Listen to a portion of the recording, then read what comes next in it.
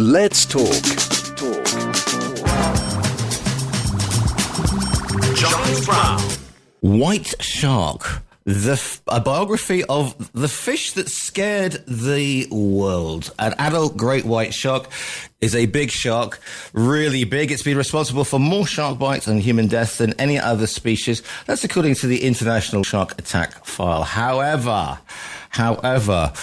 it is time for us to embrace the great white shark. Have you hugged your great white shark today? It's time to look at them differently. And the man who is eminently qualified to tell me all about this, for he's written several books on nature, sharks, the shark that walked on land. Michael Bright, good morning to you, sir. Good morning. Nice to see you, Giles. Good to have you. So you're not in a shark tank somewhere, Michael. Whereabouts are you? No, afraid not. Where do we find you where do we find you today then, please, sir? I'm based in Bristol, in England. Right. And it's a lovely, lovely sunny day. Right, so we'll be expecting a basking shark to come then up the Avon to say hello at some point. Good. Right then, great white sharks. Let's. It's 50 years since Jaws came out, and can we argue that basically that is the start of a collective paranoia and fear of the great white shark, way beyond what it actually, the threat it actually poses? Yeah, well, it's actually quite interesting that Steven Spielberg, who directed the film Jaws, which came out, as you know, 50 years ago this year, and he said, he was on Desert Island Discs, actually, and he said, I regret having upset the sharks, because right after the film came out, there was this mass of killing, because everybody thought this was a real villain in the piece, and everybody wanted a bit of the action. So all the big fishermen, the sports fishermen, would go out, and the one thing they wanted to catch was a great white shark. Hell of a lot of sharks were killed. And Spielberg is very sorry that he triggered this awful thing. But one of the things is, Michael, it's the thing with we have this, because most of us won't go much further than, in over our belly buttons at the best of times. So we don't know the ocean very well.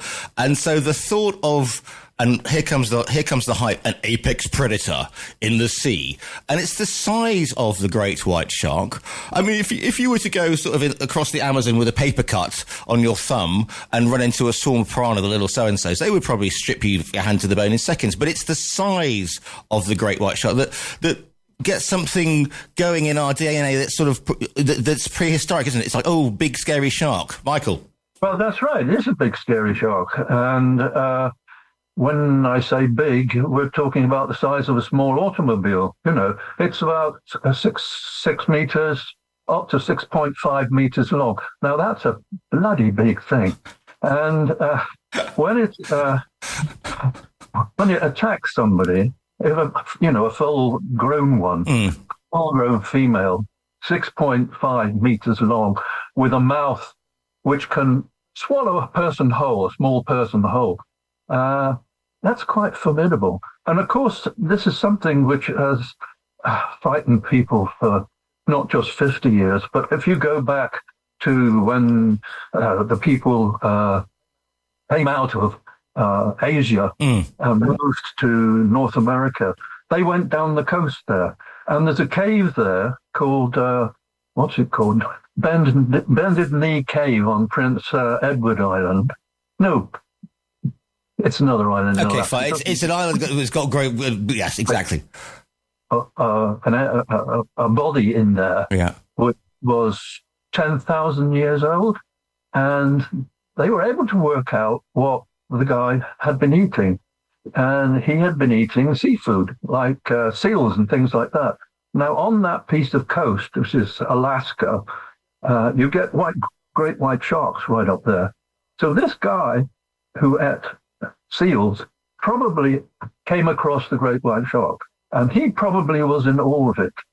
And if you go around the world, In Japan, for example, there was another, preserved body on the south part of Honshu Island, and they found people at the University of Oxford actually examined it, and it had 390 bite marks on it, and those bite marks were probably of a great white shark, because you get the huge great white sharks in that part of the world. And again, there's another one in Peru, where that's another place where there are great white sharks. And there was a body. So this is the thing. I mean, you just giving it because if you say great white sharks to me, I'm going to think South Africa, Durban, that, the shark cages, shark fishing. But you've just said the islands off Japan. You've said East Coast up sort of Newfoundland area of North America, and then over to the other side, South America. That means that this shark is a complete survivor and obviously can adapt to circumstances and covers huge distances, Michael. That's right. And the huge distances is an interesting thing, because they used to think that this shark was a coastal shark, because of course that's where people saw it. But actually, when they started to put tags on them, they discovered that these sharks spend most of their time in the open ocean, not at the coast. In fact, there was one which went from South Africa. She was called Nicole. Named after Nicole Kidman, who was a shark aficionado. Yeah, okay. Anyway, and Nicole, they put what's called a pop-up tag on Nicole, and off she went. The shark, not the actress, by the way, just so we know. That's right. Yeah, it's okay, just checking. The other Nicole. And she went off, and of course, because it was a pop-up tag, it didn't give a running commentary on her journey. Yeah. But when it finally did pop up, they discovered that she'd swum all across the Indian Ocean to Western Australia. Wow. Now, that's an incredible journey. Not only that, after her tag was gone, they, of course, lost contact with her. But a couple of months later, she was back in South Africa. They recognized her from the amount of pictures that they have of all the sharks in the area. So they could instantly recognized her. And she went all the way around. So is this a migrate, because it's chasing food, it's chasing, because I mean its natural prey isn't unwary, isn't fisherman called Quinn, is it? And so its natural prey is presumably going to be what, seals, tuna? I mean, is it following the migration of other fish which it's going to eat? On this occasion, nobody knows why she went to Australia, but other sharks that they have studied, what happens is with great white sharks, they change their diet as they get older. The young sharks, they eat fish. And then as they get older, they need something a little bit more lots more of protein. energy. Yeah, those of us who work out will understand that, yeah. So then they turn to seals and to dolphins and tuna, bluefin tuna. And in fact, in the Mediterranean, the great white sharks follow the tuna. And that's how we know how they go in that direction. Actually, there's an interesting thing about Mediterranean sharks. They did an analysis of the DNA of those sharks, and they discovered that they were more closely related to sharks in Western Australia. So what they think has happened, can you imagine that? No. What they think has happened is that the sharks came to South Africa. They got caught up on what's called Agulhas currents circle. They have these great vortices, and they got caught up in the vortices, pitched out into the Atlantic Ocean. Their natural tendency would be to go back to Western Australia. But of course, by the time they were in the Atlantic Ocean, Africa was in the way. So what they did was they went northwards up the coast, the west coast of Africa, and their first time that they could go towards Australia, as it were, is when you reach the entrance to the Mediterranean Sea. Indeed, so which is literally where I'm sitting now because I'm 40 minutes away from Gibraltar, and of course there are these huge tuna migrations, which is which is food on the go for these guys. That's right, and the sharks follow them, and you can get some pretty big sharks in your area. Yeah, indeed. But the thing is, Michael, again, bad press because those cuddly orcas, the killer whales, they're the ones because they all look all nice and everybody's seen Free Willy for goodness sake, but they can do more damage to people and boats or whatever than your actual great white. Just quickly, are great whites solitary apart from mating and when they have, what do you call a little great white? What do you call a little great white shark? A calf or a sharklet? I mean, what do you call it? A pup. A pup? Yeah. Oh, yeah, that's right. I'll remember that next time. Okay, so are they solitary? Because we always think, the great white shark on its own, but how does the social structure go with it? No, in certain parts of the world, like Guadeloupe Island off the Mexican coast, they've found, people are studying them there, they've seen sharks, great white sharks, going around in pairs. And there's a tagging study on the east coast of America where a pair of sharks went together all the way up the east coast, up to Newfoundland. And as far as I know, they're still together. So, no, they're not.